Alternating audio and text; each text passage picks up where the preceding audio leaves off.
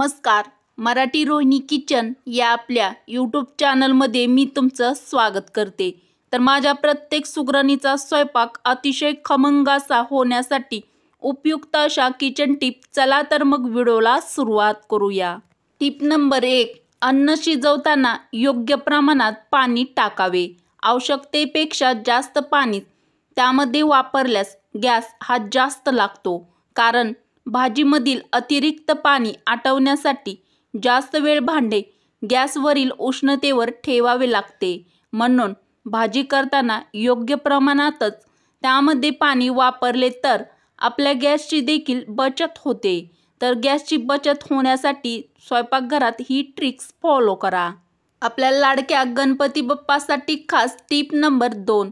उकडीचे मोदक बनवताना मोदकाची उकड परफेक्ट झाली आहे की नाही हे चेक करण्यासाठी एक पिठाचा गोळा काढून घ्यावा आणि त्याला हाताने दाबावे. त्या गोळ्याला भेग नाही पडली तर समजावे उकड ही आपली परफेक्ट तयार झाली आहे, पण भेग पडली तर उकड कच्ची आहे हे समजावे. उकडीचे मोदक बनवताना ही ट्रिक्स फॉलो करा. नवीन स्वयंपाक शिकणाऱ्या मुलींसाठी खास टिप नंबर 2.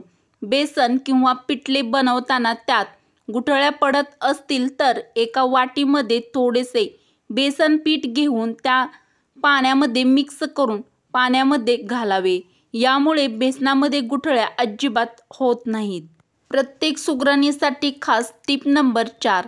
मुरमुऱ्याच्या चिवड्यामध्ये घरगुती मसाल्यासोबतच चिवडा मसाला देखील त्यामध्ये घालावा.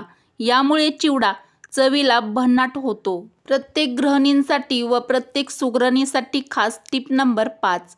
कमी वेळेत पटकन स्वयंपाक व्हावा यासाठी आधी कणिक मळून त्यावर थोडेसे पाणी शिंपडून 10 ते 15 मिनिटे झाकून ठेवावे. म्हणजे कणिक जास्त मळत बसायची गरज आपल्याला पडत नाही. तेवढ्या वेळेत आपण भाजी शिजायला टाकावी, म्हणजे कणिक त्या वेळेत खूप छान अशी तोपर्यंत मुरते आणि पटकन चपात्या पण बनवता येतात.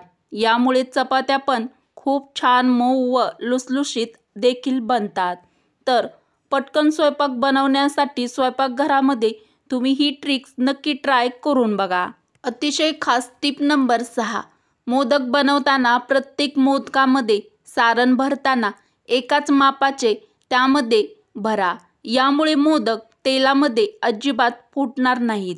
प्रत्येक महिलेसाठी खास टिप नंबर 6.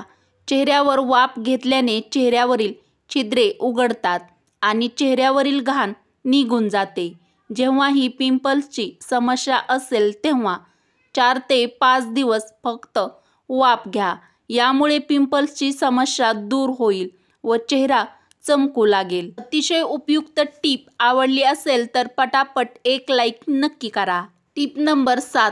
गोलगप्पा खाणे किंवा त्याचे पाणी पिल्यास उलट्या, जुलाब, कावीळ आणि आतड्याची जळजळ या समस्यापासून आपल्याला आराम मिळतो. अतिशय खास टिप नंबर 8.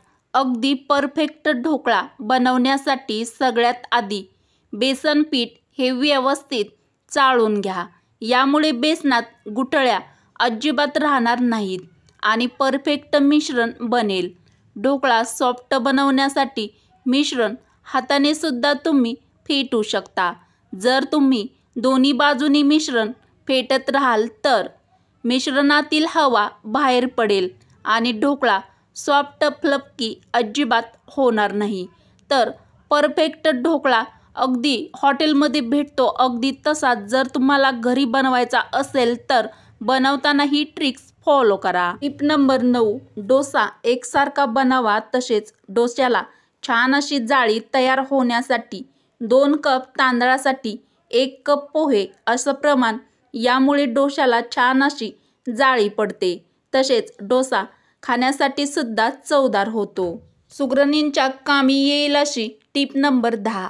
डोसा तव्याला चिटकत असेल तर तव्यावर तेल टाकून मिठाचे पाणी त्यावर शिंपडा आणि मग टिश्यू पेपरने पुसून घ्या. डोसा तव्याला यामुळे अजिबात चिटकत नाही. सुगरणींसाठी अतिशय उपयुक्त टिप नंबर 11. तळणीच्या तेलात थोडे पाणी पडले तर तेल तडतडते. अशा वेळेस त्यात थोडेसे मीठ घाला. यामुळे तेल तडतडणे लगेच थांबते. अतिशय महत्त्वाची टीप नंबर 12. तांब्याची भांडी घासण्यासाठी जर पितांबरी नसेल तर बेसन पीठ, हळद, मीठ आणि दही प्रत्येकी 1 चमचा घ्या आणि लिंबू पिळून पेस्ट बनवा आणि या पेस्टने तांब्याची भांडी घासा. यामुळे तांब्याची भांडी खूप छान अशी निघतील. प्रत्येक महिलेसाठी अतिशय महत्त्वाची टीप नंबर 13.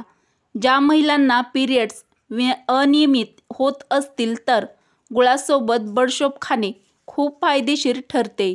तर महिलांसाठी ही खास टीप आवडली तर लाईक करा. टीप नंबर 14.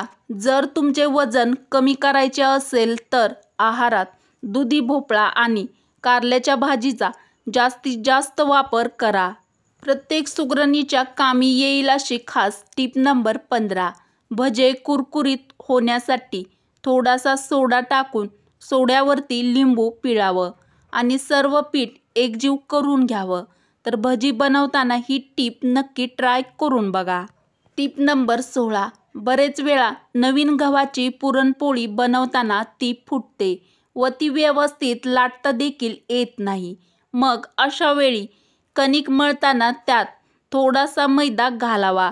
यामुळे पुरणपोळी अजिबात फुटणार नाही. प्रत्येक गृहिणीने लक्षात ठेवण्यासारखी खास टीप नंबर 17. लिंबाचं लोणचं खराब व्हायला लागलं असेल तर व्हिनेगर घालून मंद आचेवर गॅसवरती शिजवा. यामुळे लिंबाचं लोणचं अजिबात खराब होणार नाही. टीप नंबर 18. कोणताही पुलाव तांदूळ न भिजवता तुम्ही डायरेक्ट कुकरला बनवायचा असाल तर अशा वेळेला तांदळाच्या 1.5 पट पाणी त्यामध्ये टाकावे. यामुळे पुलाव छान मोकळा असा होतो.